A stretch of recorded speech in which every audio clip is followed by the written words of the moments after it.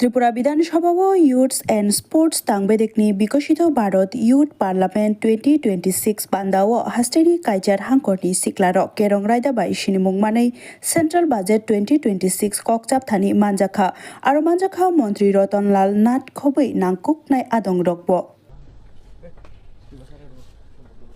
আজকের বিষয়টা হলো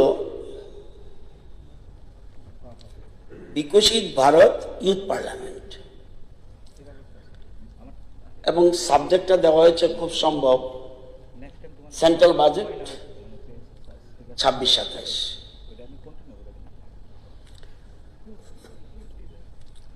উদ্দেশ্যটা কি? আমাদের দেশ স্বাধীন হয়েছে 1947, 2047 আমাদের দেশ নাম্বার 1-এ পৌঁছতে হবে। এক ভারত শ্রেষ্ঠ ভারত, এটা লাইন। তার মানে 22 বছর বাকি আছে। তাহলে 22 বছর বাকি থাকলে 22 তলা বিল্ডিং করতে গেলে বেসটা স্ট্রং লাগে।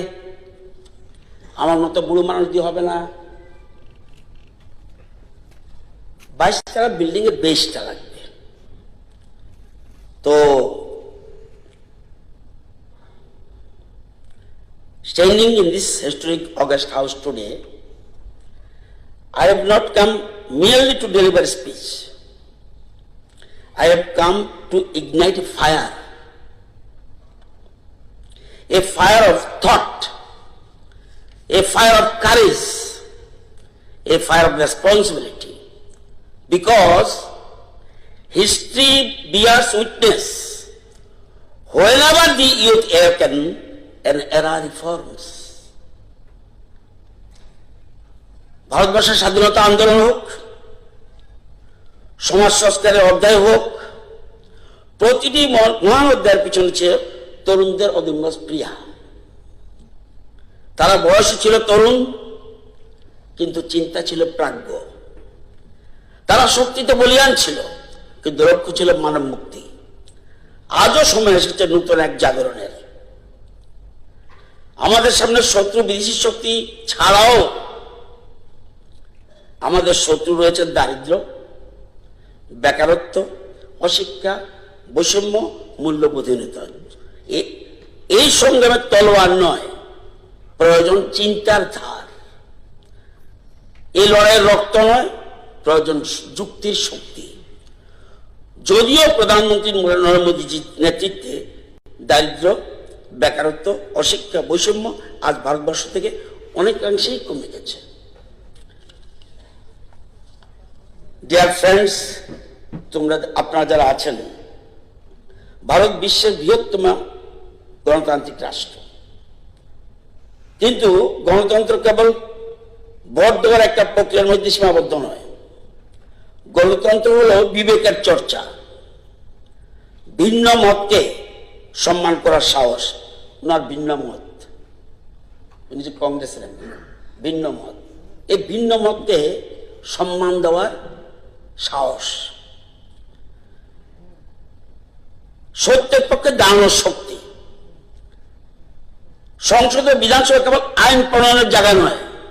আমরা আইন প্রণয়ন করি, যত আইন আছে সেগুলি এইখান থেকে তৈরি হয়। এগুলি জাতি বিবেকের মঞ্চ। এখানে মতবিরোধ থাকবে, তর্ক হবে, কিন্তু শেষ পর্যন্ত জয়ী হবে রাষ্ট্রহিত, নেশন ফার্স্ট। আমাদের আরো মনে রাখতে হবে, আমাদের দেশ কিন্তু স্বামী বিবেকানন্দের দেশ, চাণক্যের দেশ, নেতাজি সুভাষচন্দ্র বসুর দেশ, রবীন্দ্রনাথ ঠাকুরের দেশ, মহাত্মা গান্ধীর দেশ, গৌতম বুদ্ধর দেশ, শ্যামাপ্রসাদ মুখার্জির দেশ। আমরা শান্তির নীতিতে বিশ্বাসী, কিন্তু আমাদের দিকে আঙুল তুললে সেটার জবাব আমরা দিতে জানি। কারণ এই দেশের বর্তমান নেতৃত্ব দিচ্ছেন প্রধানমন্ত্রী Narendra Modi. Look at the developed democracies in the world, Norway, Sweden, Finland, New Zealand. The strength of these nations lies not merely in their economics, but in their values, transparency and political civility.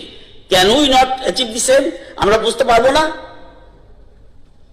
Certainly we can, but for that we need your leadership. আমরা পারবো না, আমাদের এই যে হয়ে গেছে আজকে আপনারা যারা